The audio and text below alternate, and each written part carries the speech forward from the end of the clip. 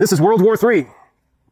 So, it appears as though one of the largest cities in Ukraine is being liquidated of its human resources as we speak. A mass exodus from the city is underway. Now, this is based on the limited amount of information that we have coming out of Ukraine because it's very tightly controlled, as all democracies are nowadays. Of course, it's illegal to upload video, but the one video that I've caught wind of that appears to be legit that is circulating around right now is showing jam-packed, ass-to-ass, gridlock corridors outside the city, people trying to get the hell out of Dodge while they still can. It's so bad, in fact, that you have people driving on the wrong side of the road in the inbound to the city traffic lanes trying to get out right now. People are not succumbing to the normalcy bias that's seen a lot of people trapped at the beginning of this war because they listened to the Ukrainian government who said, don't worry, there's not a war coming. This, of course, because they didn't want to impede military maneuverability and logistics routes. And, of course, they needed to trap manpower there to throw as cannon fodder into the front lines. And that's just a hard reality that everybody is coming to terms now. It's now well within the Overton window to say that out loud.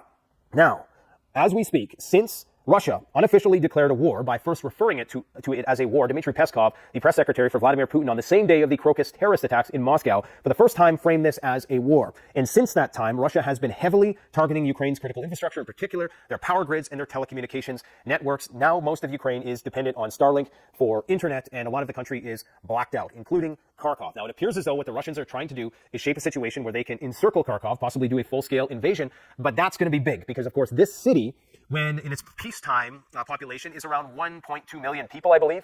Very big city, 15 to 20 times bigger in population than was the city of Bakhmut. I'm not sure how dug in it is. I don't know how many Cold War era bunkers, how many Azovstal type steel plants and tunnel networks there is to hide under there, but that could be one hell of a protracted, bloody battle if it actually takes place. I'm sure that the Russians are going to try to take it through some other means so they don't have to go block by block, because if they do, that is going to be a nasty one. Now, the Ukrainian government, unfortunately, has a vested interest in keeping as many people there as possible. I don't know if this was a government decree evacuation order. Again, information is limited. I'm guessing people are leaving the city of their own volition. They don't want to succumb to that normalcy bias that had them trapped there in Kiev, where, everybody who wasn't militant had a gun put in their hand so that they could be the poster child of a Time magazine article to win international sympathy, and how the whole thing went. Unless Ukraine at this point in time gets some windfall of financial support from the West, then it's over. And I think this guy right here, Zelensky, knows that. And when I say it's over, all I mean is that they're going to hand the keys to NATO. Okay, so that doesn't mean the war is over. In fact, that means the war is just getting started.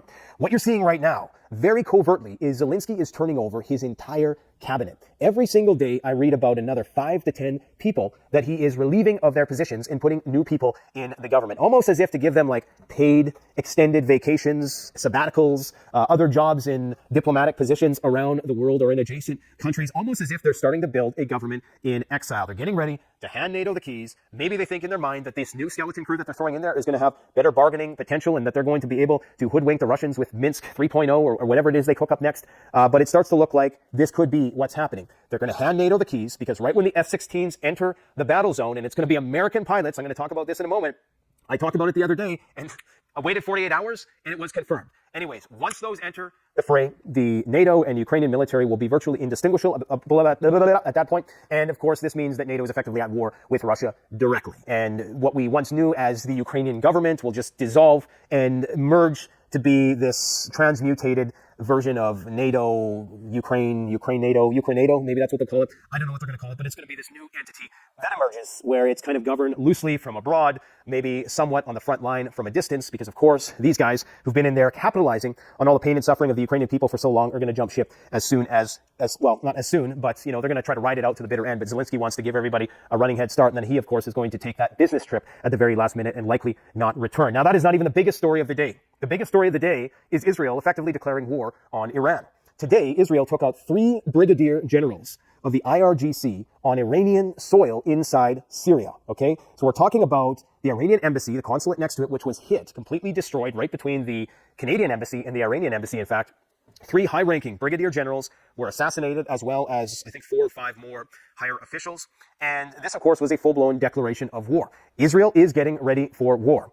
Just 24 hours prior to this attack, gold was on a bull run. Gold has been on a tear, touching almost $2,300. Completely insane, day after day. In the week prior to what we are seeing now, Gold went up nearly like, what's it, like $100, $150. This is unprecedented in the history of gold. A move like that, you see that in Bitcoin. You don't see that in gold. Why? Because gold is like 15 times a bigger market. For those types of numbers to move, when the US dollar hasn't moved, and I know I was one of the people who coined the term that, gold, the price of gold doesn't change, the US dollar it measured in does, but not in this case. Okay, this is different. So this means that something else is happening, which means that it's trying to tell us something. Gold and oil are the barometer for shit hits the fan, and they're both slowly creeping upwards. Here's what's going on in Israel right now. Israel is currently amassing emergency supply of fuel, food, medical gear to prep for war versus Hezbollah. Over $500 million, half a billion, invested in boosting stockpiles of these basic provisions. Now, that's just boosting stockpiles, okay? That's not their actual wartime strategic stockpile. That's boosting stockpiles. We've been talking about these exercises they've been running, the evacuation orders issued in the north. We've been talking about the parking lots that are being loaded up, getting prepared for war. It's about to go down. The people in Israel are beating on Benjamin Netanyahu's doorstep day after day. The protests get more violent and bigger. So if he doesn't start this war soon, he's on his way out. And I don't know if he's going to get out unscathed if he does get out of office. So long as he can retain power, then he might have some sort of immunity. But as soon as they get rid of him, then his days are probably numbered. And he knows that, which is why they're going to try to bring the United States into this conflict. That's exactly what's going to happen. Right around the time that that American humanitarian vessel enters the conflict zone, which is going to be in and of itself a tripwire, so that you're putting American troops in the pathway of the conflict, and possibly they are going to suffer casualties, and that, of course, will be justification for America entering the war directly. Of course, they don't have to say anything, but they've been on the ground the whole time helping the Israelis. They're very indistinguishable. I mean, in a lot of cases, you're speaking the same language. The demographic of the people in uniform are very similar, so it's very difficult to tell, right?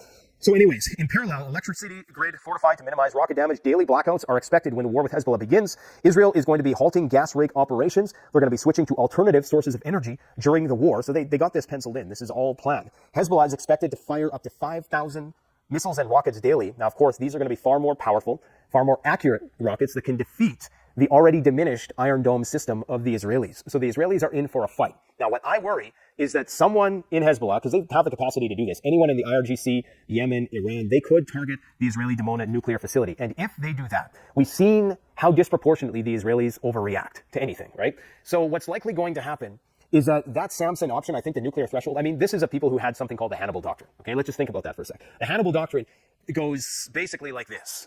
If you're in a war zone and there's friendlies and you're trying to kill the bad guys, and if the Hannibal Doctrine is enacted at that time, you just blast everybody, okay? It reminds me of a scene in Braveheart where the king, basically commissions the guy to tell the archers to fire, and he says, "Sire, won't they fire on our guys too?" And he's like, "Yeah, but they'll hit the other guy too, so just do it," right? So they don't care about friendly fire at that point in time. The Hannibal Doctrine, I do believe that with a threshold so low that the risk of utilizing the Samson option in this scenario is very high, especially if there's any sign that Hezbollah is getting the upper hand. And once you use nuclear weapons against a unarmed nuclear superpower, does that then give license to Russia to use nuclear weapons in the war against Ukraine? Does the use of nuclear weapons in one theater increase the likelihood of nuclear weapons in another? Now, of course, the UN is going to be triggered and nothing's going to happen, as it typically does. The UN has proven to be completely and utterly useless. They are totally sterile in their ability to have to affect any sort of change on the situation as it is. So I think that what we're about to see is an explosion of conflict throughout the Middle East, the likes of which we haven't seen probably ever.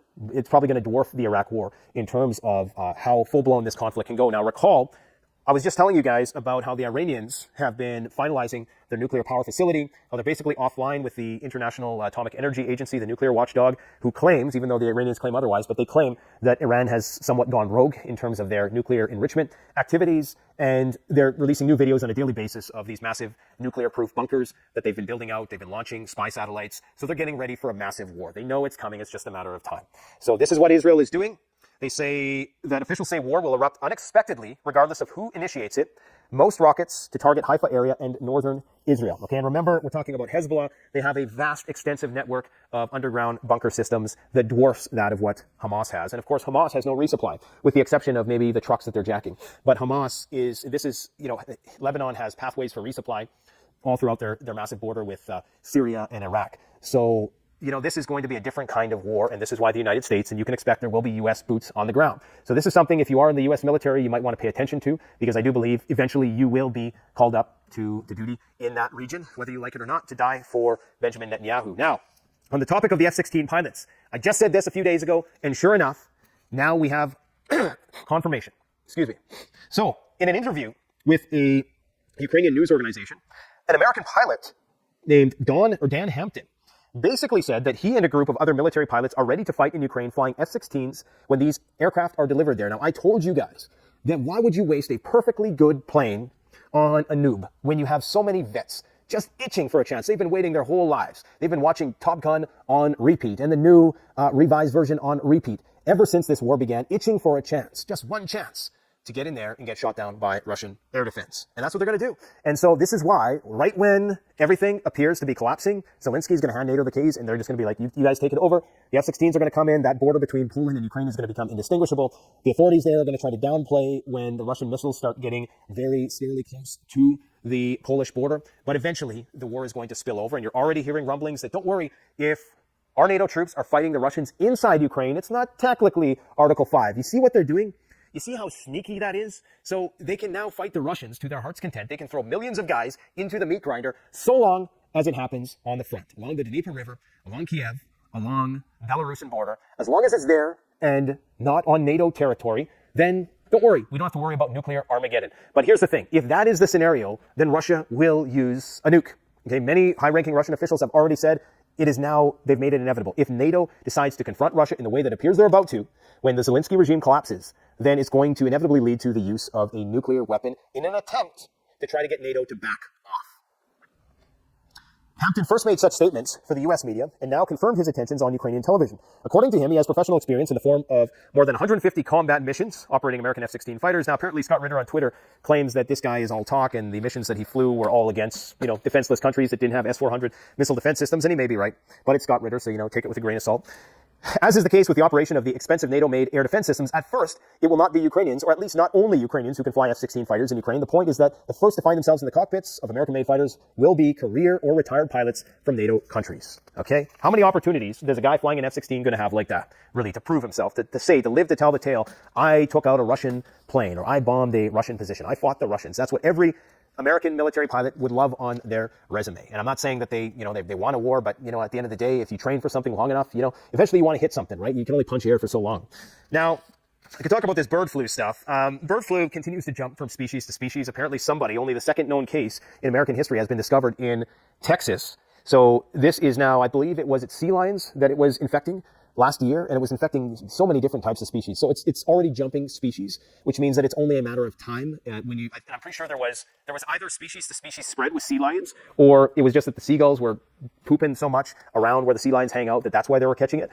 But you're going to see transmission, outside of birds very soon, and then when that happens, it's only a matter of time before it jumps to humans. I believe this guy was exposed through a sick cow, possibly. And so yeah, bird flu. Maybe that's what's going to save the Biden administration, a new lockdown. And boy, when that lockdown comes, that one is going to be the real deal, man. That one, you're going to have a lot of people just voluntarily staying home. That's going to be the contagion narrative played out. Again, I talked briefly about the 3 brigadier generals killed in the Iranian strike. The Iranians are basically saying that they hold the Americans accountable as a result of that. Now, the Americans, as expected, are playing dumb. They're saying we had nothing to do with it. But through the Swiss embassy in Iran, the Iranians have communicated with the Americans, indicating that we think that you are culpable for this. And of course, you can't really deny that, considering Israel basically gets a blank check. They get to act with impunity. They're not even going to get their hands slapped for this. They killed 5 foreign aid workers from a bunch of different European countries today. Nobody even batted an eye. They just barely said sorry. So they can do whatever they want. It's just how the world is at this point in time. They are now approving a plan for Rafah. So they're about to invade Rafah, and they're also at the highest level of readiness on the northern front. Home front command has been raised to the highest level in anticipation of the war with Hezbollah. IDF chief on the General Staff, LTG Herzi Halevi, held a meeting in the Northern Command with the commanding officer of the Northern Command and members of the General Staff today, in which he approved plans for the continuation of fighting and held a situational assessment. Last night, Peter Schiff made a very ominous tweet in light of what happened today with the killing of 3 brigadier generals. He said, it's very rare for gold to be trading over $30 higher on a Sunday night. Rarer still is it to be doing so on no news. Well, we know there's insider trading, and they front run what's going to happen. They know what's going to happen. All right. There's some people, maybe in the Israeli government, make a few phone calls, make a few moves. The Israeli government claims they didn't tell the United States, but let's get real. Something big is happening. And he said this last night. Something big is happening that very few investors are prepared for. More importantly, governments and central banks are not prepared for it either. Are we going to see a massive revaluation of gold? Go watch the video that we did with Rafi Farber around 6 months ago, where he talks about how the real value of gold is its ability to denominate all assets, because at the crux, at the foundation of the derivative-based economy, whether it's fiat, bonds, and all the other financial instruments that all derive their value from gold. Gold is at the base of the pyramid, okay? And so everything, according to him, he thinks that we're going to see a revaluation of gold that could be, I don't know the exact number, but it could be like 10 to 100x. Now, again, that is not financial advice. I'm not saying run out and buy gold. I don't even know. I think I've had a link in the description for an affiliate gold company, but, I don't think we've ever really even made much money through that. And quite frankly, I don't care. I don't want people going and making a decision like that. I can feel comfortable knowing that people are going to invest in preps that they're going to use, but you invest in gold and precious metals as a means of preserving value. That's it. That's all. You don't invest in those things to get rich. Okay, that would be my only piece of financial advice that I have for people. Israel is also going to be banning Al Jazeera